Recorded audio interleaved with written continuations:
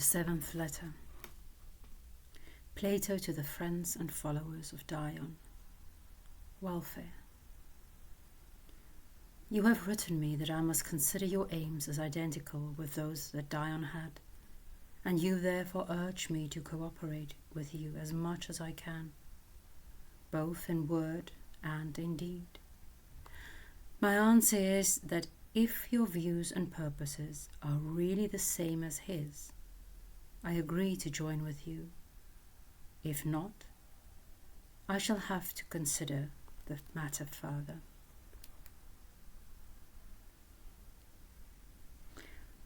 What his principles and ambitions were, I can tell you, I may say, not from conjecture, but from certain knowledge. For when I first came to Syracuse, being then about 40 years of age, Dion was of the age that Hyperinus is now, and it was then that he came to the opinions which he continued to hold until the end. The Syracusians, he thought, ought to be free and live under the best of laws. It would not then be surprising if some divine power should bring Hyperinus also to the same mind that Dion had about government.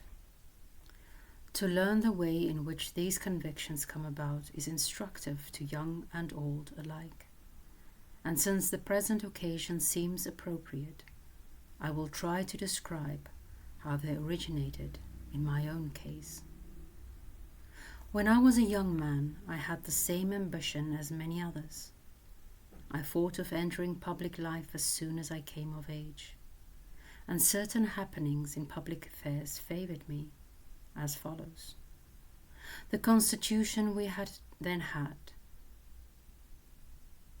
being anathema many, was overthrown, and a new government was set up consisting of 51 men, 2 groups, one of 11 and another of 10, to police the marketplace and perform other necessary duties in the city and the pariahs respectively, and above them 30 other officers with absolute power.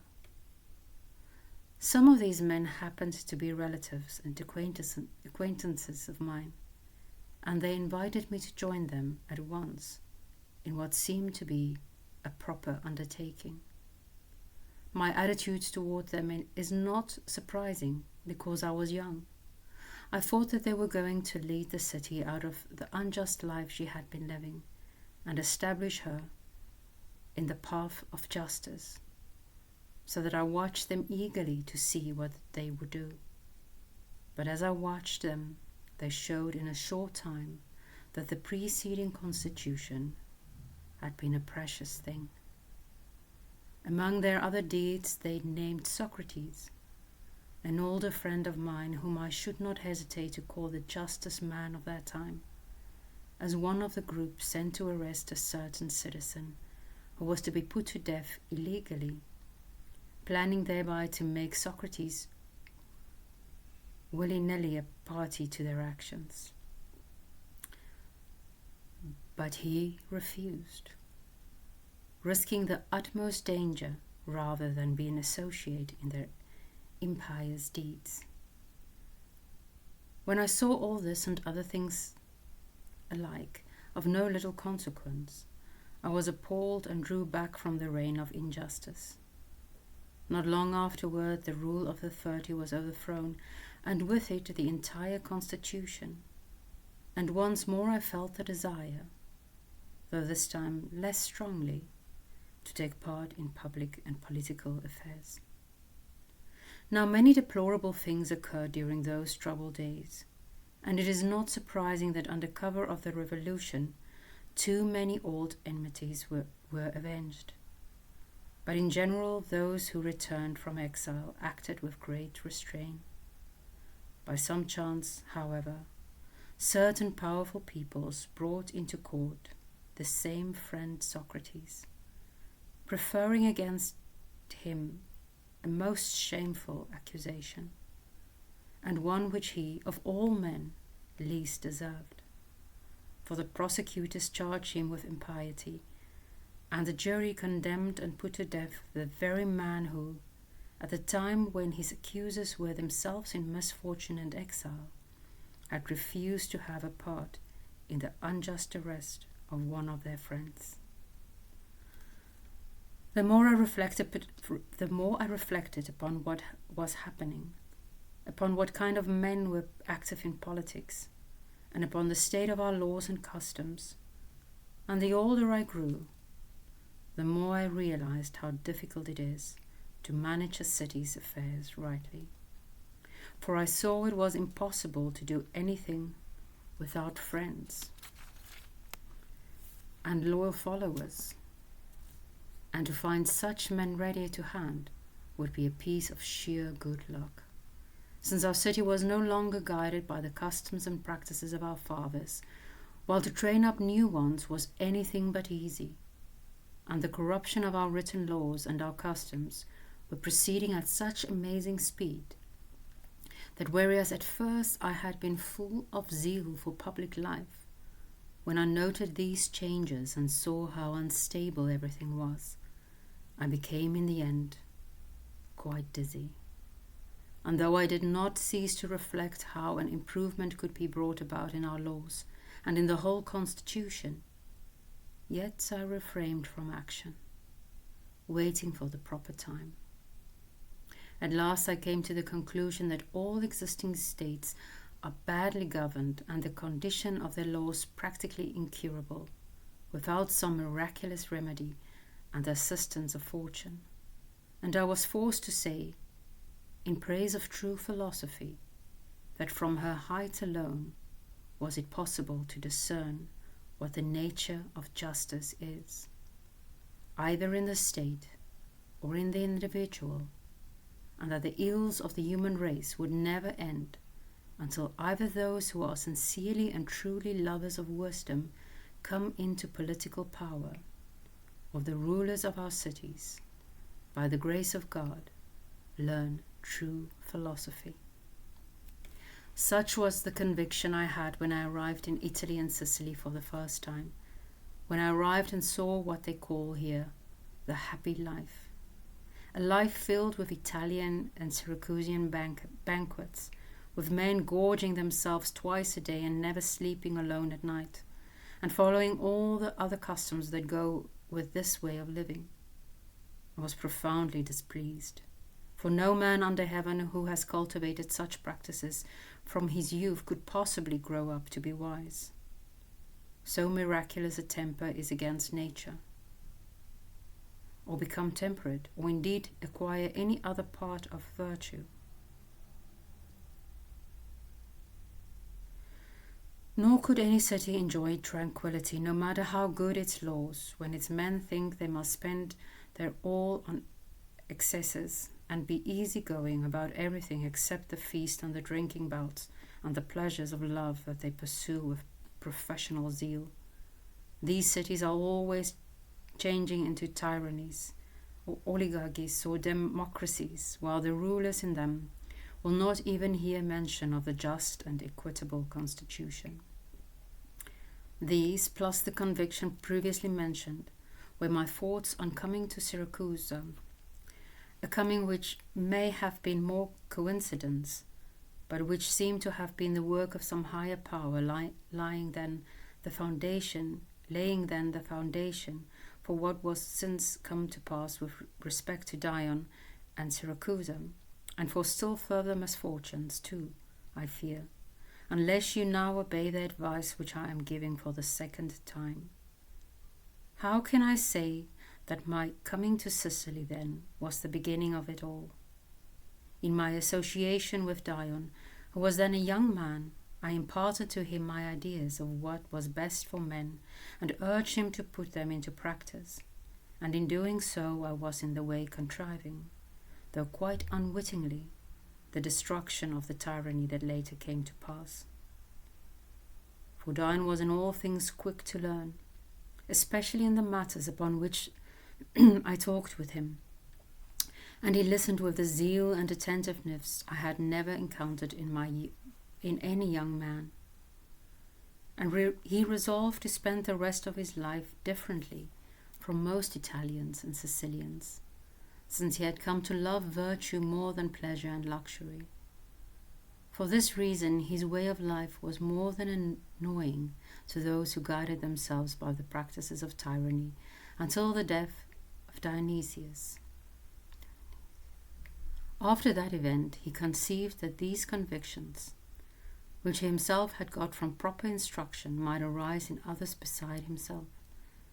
And observing that they were in fact making their appearance in the minds of some, at least of his associates, he thought that by the help of the gods, Dionysius himself might be counted among his number. And if this should happen, it would mean an incalculably blessed life for the tyrant himself and the other Syracusans. Furthermore, he thought that by all means I should come to Syracuse as soon as possible and become a partner in his plan. For he recalled our conversations together and how effectively they had aroused in him the desire for a life of nobility and virtue. If now he could arouse this desire in Dionysius, as he was attempting to do, he had high hopes of establishing throughout the land a true and happy life, without the massacres and deaths and the other evils that have come to pass. With this just purpose in mind, Dion persuaded Dionysius to send for me, and he himself wrote urging me by all means to come at once before certain others came in contact with Dionysius and diverted him to a less worthy ideal of life. His petition, though too long to give in full, was as follows. "What better opportunity can we expect," he said, "than the situation which Providence has presented with us with?" He mentioned the empire in Italy and Sicily, his own power in it, the youth of Dionysius, the eager interest he was showing in philosophy and culture, Dion's nephew and other relatives, he said, could be easily persuaded to accept the life and doctrine that I have always taught, and would be a very strong additional influence upon Dionysius, so that now, if ever, might we confidently hope to accomplish that union in the same persons of philosophers and rulers of great cities. These and many other like arguments he addressed to me. For my own part, I felt certain anxiety, since one never knows how young men will turn out, for their desires arise quickly and often change to their contraries. But Dion's character, I knew, was steadfast by nature, and he had already reached middle age. Consequently, I weighed the question and was uncertain whether or not to yield to his urging and undertake the journey. What tipped the scales eventually was the thought that if anyone ever was to attempt to realize these principles of law and government, now was the time to try. Since it was only necessary to win over a single man, and I should have accomplished all the good I dreamt of. This, then, was the bold purpose I had in setting forth from home, and not what some persons ascribed to me. Above all, I was ashamed lest I appear to myself as a pure theorist, unwilling to touch any practical task, and I saw that I was in danger of betraying Dion's hospitality and friendship at a time of no little real danger to him. Suppose he should be killed or banished by Dionysius and his other enemies, and should come to me in his exile and say, "Here I am, Plato, a fugitive, not because I lacked hoplites or horsemen to ward off my enemies, but only for need of the persuasive words by which, as I well know, you are always able to turn young men towards goodness and justice and make them friends and comrades of one another. This weakness which you could have remedied is the cause of my being here in exile from Syracuse. But my own misfortune is a small part of your dishonor. You are always praising philosophy and saying she is held in little esteem by the rest of mankind. But in betraying me, Now you have not, by neglecting this opportunity, also, but have you not? But in betraying me, now, have you not, by neglecting this opportunity, also betrayed her? If we had happened to be living in Megara, you would certainly have come as an helper in answer to my call. Or you would consider yourself the most trifling of men. And now do you think you can escape the charge of cowardice by pleading the length of the journey, the greatness of the voyage and its fatigue? Far from it. To words of this sort, what respectable answer could I give? None. And so from motives as rational and just as is humanly possible, I departed, giving up for those reasons my occupations here, which are not without dignity, to live under a tyranny seemingly unsuited both to my doctrines and to me. In so going, I discharged my obligation to Zeus Xenioth, and cleared myself of reproach from philosophy, which would have been dishonored if I had incurred disgrace through softness or cowardice. When I arrived, to make the story short, I found the court of Dionysius full of faction and of malicious reports to the tyrant about Dion. I defended him as well as I could, but I was able to do very little, and about the 4th month Dionysius, charging Dion with plotting against the tyranny, had him put abroad as a small vessel and exiled in disgrace. Whereupon we friends of Dion were all afraid that one of us might be accused and punished as an accomplice in Dion's conspiracy. About me there even went abroad in Syracuse a report that I had been put to death by Dionysius as the cause of all that had happened. But Dionysius, seeing how we all felt, and apprehensive lest our fears might lead to something even graver, treated us all kindly, and me especially he reassured, telling me to have no fear and earnestly begging me to remain. For there was no honor for him in my leaving, he said, but only in my remaining. For this reason he made a great pretense of begging me, but we know that the requests of tyrants are mingled with compulsion. He devised a means for preventing my departure by bringing me inside the citadel and lodging me there, whence no ship's captain would have dared to take me away without a messenger sent from Dionysius himself commanding him to do so. Still less if Dionysius had forbidden it. Nor would any merchant or guard along the roads leading out of the country have let me pass along alone, but would have taken me in charge at once and brought me back to Dionysius, especially since another report had already got abroad, contrary to the earlier one, that Dionysius was wonderfully fond of Plato, that what in fact was the situation. With the passage of time, Dionysius, I must truly say, did become more and more attached to me, as he became more and more familiar with my manner and character. But he wanted me to praise him more than I did Dion and value his friendship more highly, and he was marvellously persistent towards this end. How this could best have come about, if at all, was through his becoming my disciple and associating with me in discourse about philosophy. But he shrank from this, for the intriguers he had made fear that he would be entrapped, so that Dion would have accomplished his purposes. I put up with all of this, however, holding fast to the original purpose for which I had come, hoping that he might somehow come to desire the philosophic life. But I never overcame his resistance.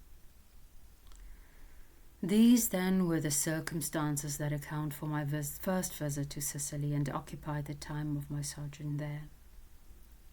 Afterwards I came home, only to return again at the urgent summons of Dionysius. Why I returned, and what I did, with the explanation and justification of my actions, I will go into later for the benefit of those who wonder what my purpose was in going a second time. But in order that these incidental matters may not usurp the chief place in my letter, I will first advise what is to be done in the present circumstances. This, then, is what I have to say. When one is advising a sick man who is living in a way injurious to his health, one must not first of all tell him to change his way of life, and give him further counsel only if he is willing to obey. If he is not, I think any manly and self-respecting physician would break off counseling such a man, whereas anyone who would put up with him is without spirit or skill. So too with respect to a city. Whether it be governed by one man or many, if its constitution is properly ordered and rightly directed, it would be sensible to give advice to its citizens concerning what would be to the city's advantage. But if its people who have wandered completely away from right government and resolutely refuse to come back upon its track and instruct their councillor to leave the constitution strictly alone, threatening him with death if he changes it, and order him instead to serve their interest and desires and show them how they can henceforth satisfy them in the quickest and easiest way, any man, I think, who would accept such a role as adviser is without spirit, and he who refuses is the true man. These are my principles, and whenever anyone consults me on a question of importance in his life, such as the making of money or the care of his body or soul, if it appears to me that he follows some plan in his daily life or is willing to listen to reason on the matters he lays before me, I advise him gladly and don't stop with merely discharging my duty. But a man who does not consult me at all, or makes it clear that he will not follow advice that is given him, to such a man I do not take it upon myself to offer counsel, nor would I use constraint upon him, not even if he were my own son. Upon a slave I might force my advice, compelling him to follow it against his will, but to use compulsion upon a father or mother is to me an impious act, unless their judgment has been impaired by disease. If they are fixed in a way of life that pleases them, though it may not please me, I should not antagonize them by useless admonitions, nor yet by flattery and compliances encourage them in the satisfaction of desires that I would die rather than embrace. This is the principle which a wise man must follow in his relations towards his own city. Let him warn her if he thinks her constitution is corrupt and there is a prospect that his words will be listened to and not put him in danger of his life. But let him not use violence upon his fatherland to bring about a change of constitution. If what he thinks is best can only be accomplished by the exile and slaughter of men, let him keep his peace and pray for the welfare of his city and of himself. In this way, then, I venture to advise you, as Dion and I used to advise Dionysius, first of all to make his daily life such as to give him the greatest possible mastery over himself and to win him loyal friends and followers. In so doing, we said, he might avoid his father's experience when, after taking over many great cities in Sicily that had been laid waste by the barbarians, he was unable at the resettlement to establish loyal governments in them.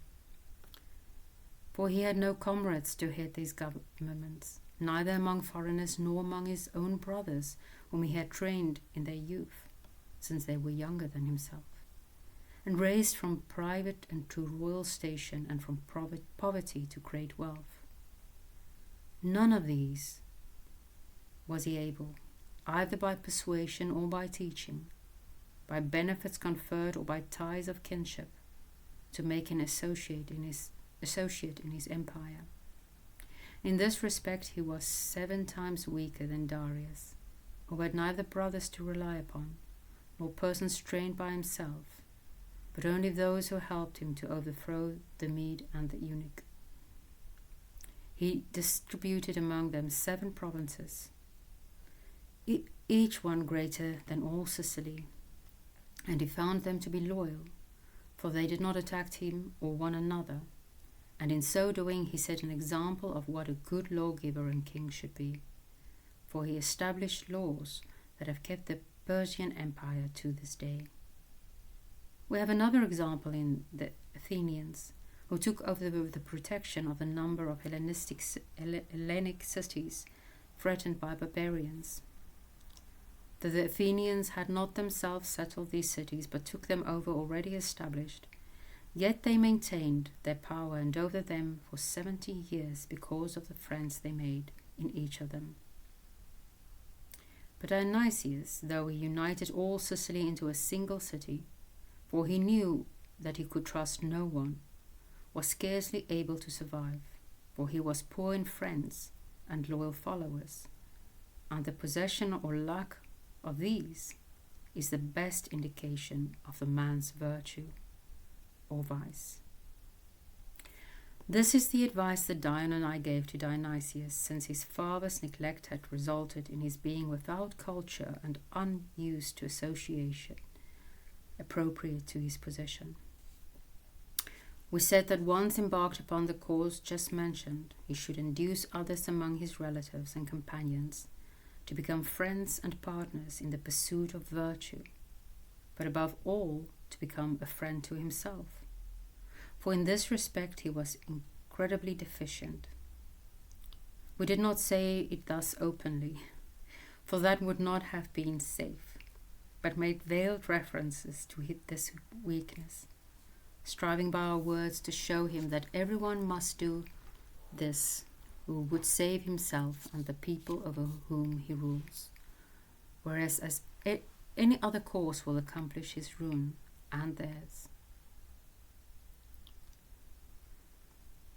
Let him take the path we pointed out and perfect himself in wisdom and self-control. Then, if he should resettle the deserted cities of Sicily, and bind them together with such laws and constitutions as would make him friendly to himself and to one another under mutual help against the barbarians, he would have an empire not twice, but actually many times as powerful as his father's had been. He would be ready to inflict upon the Carthaginians a far heavier defeat than they had suffered in the days of Gallon, instead of paying tribute to these barbarians as he was doing at the present, under the agreement his father had made.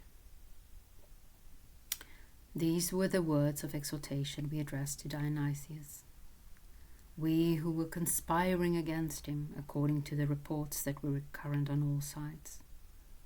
These reports finally prevailed with Dionysius, as you know, bringing exile to Dion and fear to us, his friends.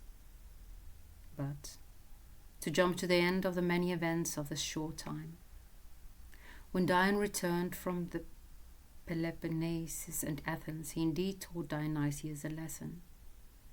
And then, when he had delivered the people of Syracuse and twice restored their city to them, they felt towards Dion exactly as Dionysius had. For at the time when Dion was endeavoring to educate Dionysius and form him into a king worthy of the office, making himself thus a partner in all Dionysius' life, Dionysius was giving ear to the slanderers who said that Dion was conspiring against the tyrant in all that he was doing. The studies he enjoyed were obviously intended, they said, to bewitch the mind of Dionysius so that he would neglect his kingdom and entrust it to Dion, who would then make it his own and treacherously banish Dionysius from power. These suspicions against Dion prevailed as they did later when circulated among the Syracusans. But their triumph was an unnatural one, and put to shame those who were the cause of it. What sort of triumph it was, you ought to hear. You have asked for my help in the present crisis. I, an Athenian citizen, a friend of Dion and his ally, came to the tyrant in order to bring about friendship, not war, between them. But the slanderers worsened me in the contest. And when Dionysius tried by honours and gifts to persuade me to take his side and affirm that his banishment of Dion had been proper, he failed utterly, as you know. Later Dion came home bringing with him 2 brothers from Athens, friends whom he had acquired not through philosophy, but by way of that facile comradeship which is the basis of most friendship, and which is cultivated by hospitality and mystic rites and initiation into secrets. Because of these associations and the services they had rendered Dion in returning to Syracusa, these 2 men who came with him had become his comrades.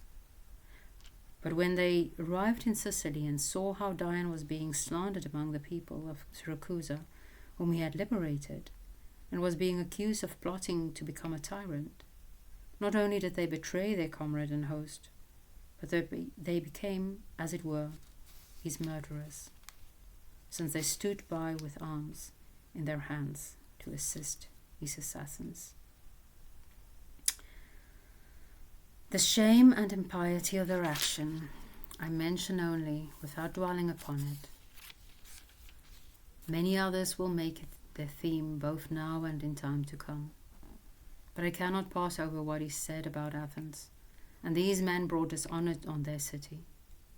Remember that he also was an Athenian who refused to betray this same Dion, when by doing so he could have had money and honors in abundance. He had become Dion's friend, not through vulgar fellowship, but through common liberal culture, and this alone should a sensible man trust, rather than kinship of soul or body. Therefore I say that these 2 who murdered Dion were not worthy of bringing their city into discredit, for they were never men of any consequence. I have said all this for the purpose of advising Dion's friends and relatives. And to all that has been said I add the same advice and the same doctrine that I gave twice before. Do not subject Sicily nor any other state to the despotism of men, but to the rule of laws. This at least is my doctrine, for despotic powers benefits neither rulers nor subjects, but is an altogether deadly experience for themselves, their children, and their children's children, and no one grasps at the prizes it offers except petty and illiberal souls who know nothing of the divine and human goods that are now and for all time good and just. This is the doctrine that I endeavor to bring home, first to Dion, next to Dionysius, and now for the 3rd time do so to you. Listen to me then, in the name of Zeus the Saver, to whom this 3rd libation belongs. Consider Dionysius and Dion, of whom one was deaf to my teaching and now lives ignobly, and the other listened to me and died nobly. For it is altogether noble and right to suffer whatever may come whilst aiming at the highest for oneself or one's city. None of us can avoid death, nor if any man could would he be happy, as people think. For there is nothing worth mentioning that is either good or bad to creatures without souls. But good and evil exist only for a soul, either joined with a body or separated from it. And we must always firmly believe the sacred and ancient words declaring to us that the soul is immortal, and when it has separated from the body, will go before its judges and pay the utmost penalties. Therefore we must count it a lesser evil to suffer great wrongs and injustices than to do them, though this is a saying that the wicked man who is poor in the goods of the soul will not give ear to, or if he does, laughs it into silence, as he thinks and goes about like a wild beast, snatching from every quarter whatever he thinks will furnish him meat and drink, or the satisfaction of that slavish and graceless pleasure incorrectly called after Aphrodite. He is blind and does not see that defilement his plundering involves, nor how great an evil attaches to each wicked act, a defilement which the evildoer necessarily drags with him as he goes up and down the earth and follows his dishonorable and utterly wretched path to the world below. Now Dion had accepted this and other similar teachings of mine, and I might rightly be indignant at his murderers as at Dionysius. Both parties have done infinite wrong to me, and I may say, to all mankind. The first do in striking down a man whose purpose was to realize justice, the other in refusing to have anything to do with justice, though he possessed every resource for making it prevail throughout his domain. If in his empire there had been brought about a real union of philosophy and power, it would have been an illustrious example to both Greeks and barbarians, and all mankind would have been convinced of the truth that no city nor individual can be happy except by living in company with wisdom under the guidance of justice, either from personal achievement of these virtues or from a right training and education received under God-fearing rulers. This is the center of my grievance against Dionysus. The other injuries that he has done to me are trivial in comparison, and he who murdered Dion has unknowingly produced the same result. For of Dion I know, as surely as a man can know anything about his fellow men, that if he had held the power, it would not have been diverted from using it for the following purposes. First of all, with regard to Syracusa, his native city, after having cleansed her of her servitude and put on her the garment of freedom, he would have made every effort to adorn her citizens with the best and most suitable laws. Then he would have turned with ardor to the next task, that of resettling all Sicily and liberating her from the barbarians, driving out some of them and subjugating others, a thing he could have done more easily than Hero. Such deeds accomplished by a man of justice and courage and temperance and philosophy would have produced in the multitude the same respect for virtue, which, if Dionysus had listened to me, would have made its saving appearance, one may say, among all mankind. But now some daemon or avenging deity has fallen upon us, and through disrespect for law and the gods, and worst of all, through the audacity of ignorance, that soil in which all ills are rooted and grow, to produce in the end a bitter fruit for those who have planted them. Such ignorance has a second time overturned all our plans and brought them to naught. But on this, our third trial, let us avoid saying anything of ill omen. In spite of previous misfortunes, I advise you, the friends of Dion, to imitate his love for his country and his sober way of living, and to try to carry out, under better circumstances, these plans of his. And what they were, you have clearly heard me explain. If there is anyone in your number who is incapable of living in the Dorian fashion like your fathers, and follows the Sicilian life of the slayers of Dion, do not ask his help nor imagine that he will act loyally or dependably, but summon others to help you in resettling all Sicily and equalizing her laws. Summon them not only from Sicily herself, but from the whole of the Peloponnese. And do not fear even Athens, for Athens also has citizens preeminent in virtue, who abhor the shameless audacity of those who slay their hosts.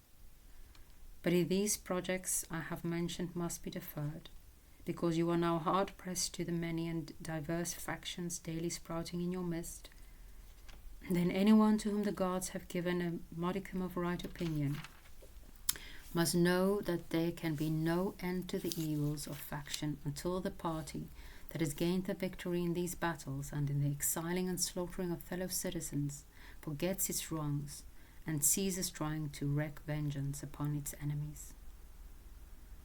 If it controls itself and enacts laws for the common good, considering its own interests no more than those of their vanquished, the defeated party will be doubly doubly constrained by respect and by fear to follow the laws.